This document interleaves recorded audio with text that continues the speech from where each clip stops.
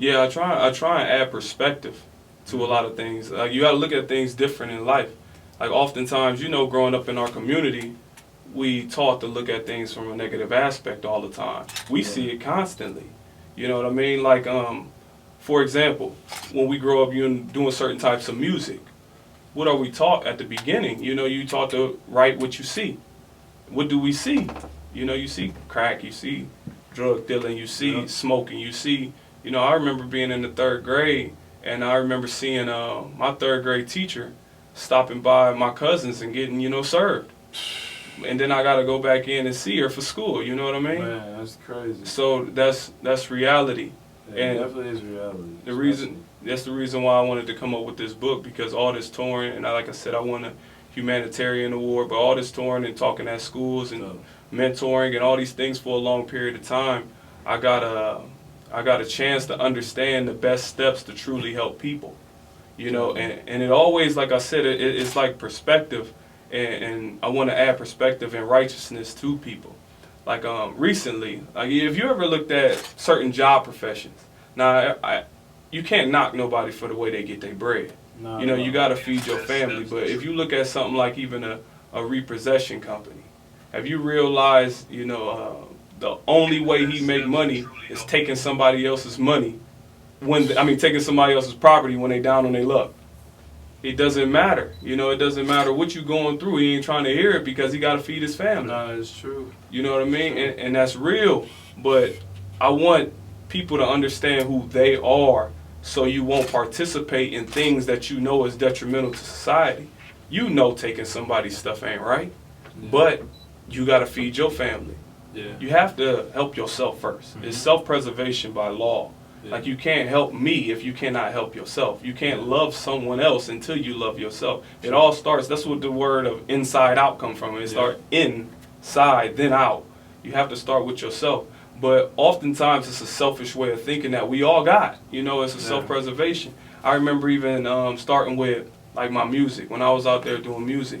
And I remember going to my grandmother's house to play my music, and I was embarrassed because I was talking about, what I was doing to women or guns, and I wasn't even in the streets like that. It was my cousins. I was lying. I was doing a lot of different things that I shouldn't have been doing, but I was embarrassed to play it in front of my grandma. But why is the question? And because it's a woman that I respect. Yeah. You get what I mean? So why? But I'll still play the record for this woman down the street that I'm trying to, hit.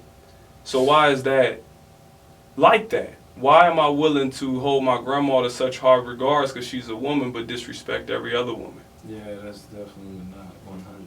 You know what I mean? But it's what we do. I get it from sort of deep. Have you ever noticed, if you're around your grandma, matter of fact, you and your friends, when you get around your grandma or somebody older, you won't even curse.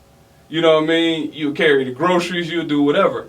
But if we get around another woman, it's not the same mindset whatsoever. And I think that's detrimental. It's like a cycle. And that's the reason why I started changing my music and I started doing these books and stuff like that. I wanted to bring it to the forefront. You treat every woman like you would treat your grandma or your mother, because it is somebody's sister, daughter, or whatnot. And we even see hypocritical aspects. You see cats, I'm not knocking. I'm not acting like I didn't come from this myself. I'm saying I started understanding myself and started changing. But you see people that be womanizers and have daughters. And then totally kill somebody if they do it to their daughter, but you'll do it to somebody else's daughter. I got a brother that's a month apart. My father obviously, was doing his thing. But we grew up in a household of seeing my father do women wrong for 18 plus years, Yeah. But none of them said anything. So if you growing up in a household and you seeing women being treated wrong year after year after year after year, but they never tell you, okay, this is how you should treat a woman. This is what you should do. What are we supposed to believe? That's the reason why I put out this book like this. This book is only 40 to 50 pages. Yeah. It's a quick read. And it's steps that can truly help people. It's even starting with things like meditation or prayer, whatever somebody want to call it, is sitting in silence. Yeah. That's the reason why you come up with a lot of your best thoughts, driving in the car, getting in the shower, sitting in the sauna, because you had time to reflect with yourself. Yeah, usually it's so much noise. Like, it was times I can't even front to you, bro. I wake up and check Instagram before I said a prayer. Man. I was just talking to a friend about being back at home. and it was an artist that grew up in our area that ended up taking off. And he was talking about the people putting themselves around him just for handouts. They're not analyzing a real situation. Like we know, you from the streets, you look at how fist fights work out. You look at how beef work out. And we know there's a few things that happen behind beef. Either we can do something and it gets washed, right? I can do something to you, put you in the hospital. You can do something, put me in the hospital. Or we both can get killed out of the circumstance. But what happens when you're fighting for somebody that's not willing to take accountability for any of those things? Like if I get put in the hospital, they're not willing to help me with a hospital bill. I get put in the morgue, they're not going to help my family with funeral bills. If I go to jail, they're not even going to put bail on, they're not even going to pay my bail. That's the stuff that people don't even think about. Exactly, but this is the person that I'm out here claiming that I'm fighting for because I'm looking for a handout. But you got to look at, you've been in the professional field.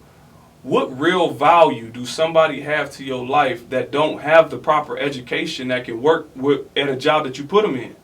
You know what I mean? Like, so if I bring my cousin that's grew up in the projects and he don't have proper education, what can he do besides get violent when that situation occurs? That's the only way he can show I'm down.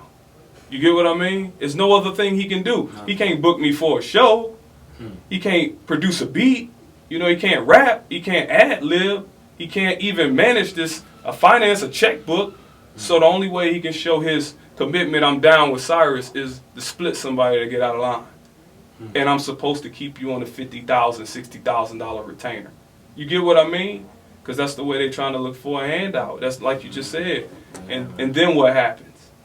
You end up broken back in the same situation. It reminded me of the AR app when Drake shouted him out. He said when he woke up, he had so many calls, he thought somebody had passed away. He like, man, my phone being blew up because the opportunity. But once again, as a man, how would you want another man to just provide for your life? You know what I mean? It's terrible. You can't stand on your own too. You got another man taking care of your son or your daughter. It's one thing to look out and it's another to take care of. You know what I mean? You got 30-year-old child. And that's because of the mind state is broken. You believe that you're supposed to get a handout. And those are the things that I speak to all the way around the board. And trying to give people the proper knowledge to live a better life and be more righteous or whatnot. As a man and a woman, you have to identify with the same goals and work to get there together. If not, people are going to revert back to what they know, because as creatures of habit, we follow the path of least resistance. You know what I mean? So least resistant was your girl being able to sleep on the couch or chill out while you go make every move. And when you come home, she ain't making the environment more comfortable for you. At least you should be wanting to rush to get home because everything is put together right. People are being hurt so often that they keep up a guard and try and play a game. You know what I mean? Like I've met women that say, yeah, I just won't call no guy. He got to, 100% commit to me. He got to call me for us to speak. When you play those type of games, you don't realize that it's easier to play you. If the only time we talk is when I call you, I can set a schedule on you. You know what's funny? Like, people are asked for a particular person, but don't want to embody what it takes to have that person. I asked one of the realest questions ever. I was just recently at a lounge, right? And there was a lot of women that was talking about what type of man they want. And this the ideal man. He got money, he look good, he funny, he got, everything. But I asked the real question. I'm like, if you had a chance to date 3 men, right? And I'm like, the man is, you got Drake, you got Barack Obama, and you got Jesus. Now, who are you going to pick? Now, don't just respond immediately, because immediately everybody gonna say Jesus. But if you're dealing with Jesus, realize you're gonna be broke. You're gonna be going around helping people. You living for the people. You're not gonna have a Gucci bag. You know what I mean? None of that. Then you look at the next level. You look at a Barack. You realize how much education you're gonna have to stay up with. You realize how much traveling. You realize the time. You realize the stress that you're gonna deal with. Then you might get a Drake. It's going to be fun, it's going to be entertainment, but you're not going to get a real commitment. One thing I would like to stress, the importance of reading. I'm not going to act like I was just a scholarly reader when I was younger, but I had to understand the importance because it's like this. And I use the same example when I was talking to Yanni. It's like this. You look at your life, you know, Notch as the producer, and I'm like, I want you to create a book, and we're going to reduce it to 100 pages based on your life. You know what I mean? So you know what you're going to write about. You're going to write about the key things in your life that was really detrimental that can help the next person, right? That's what everybody writes about. So when you read this autobiography on Martin Luther King or Malcolm X or Nelson Mandela or whoever it may be, they're highlighting the points in their life in order to help you. So you got 50 years in somebody's life, 40 years in somebody's life, and those pages in 1,000 pages. It's something you can read in 6-7 hours or a day, 2 days, and you able to obtain that knowledge in a short amount of time. It took these men 40 plus years to get it. You know what I mean? How long has it took you to get to the level where you at producing? And I'm able to skip a lot of things. Like I might start off with a certain drum kit. You like, don't even do that. Man, simply because of the knowledge. Simply because of the knowledge. But that's the reason why I created the A Wise Way Company. As I said, we interview professionals and use their testimonies to help kids. The reason is we learn from the ignorance of who taught us. Like I said, you might grow up 18 years in one household. For example, my grandmother taught us how to eat. Yeah. What about her diabetes? You know what I mean? But she passing that down to give it to my mom to give to me. So now I'm learning how to eat under a diabetic structure. That doesn't even make sense. And if you don't know that you're actually living this, you don't know how to fix it.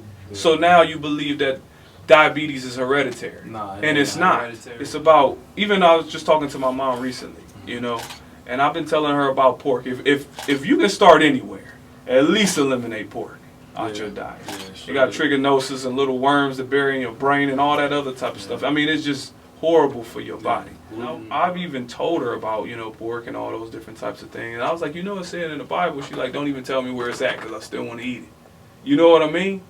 So if you want to stay there, how can I help you? If you want to stay there. Yeah. Then I talked to her recently and I was like, what you eat? She's like, you know, we just had a pack of hot dogs.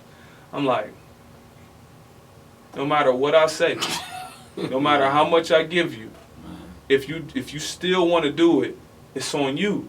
But I do want to provide the proper information. So at least when you scarfing down that hot dog, you like, yeah, I know I shouldn't be eating this, but I'm choosing to. Because you'll start building up will. You'll start turning into, you know what, when you get to the store, you know what, I'm not going to buy this pack of hot dogs. It might go to turkey bacon. Yeah. It might start transforming to something better. You know what I mean? Well, I see the company, what we want to do is build a database of wisdom and honesty. Wisdom and teaching people the right way. As I said, have you ever noticed you go on Google to search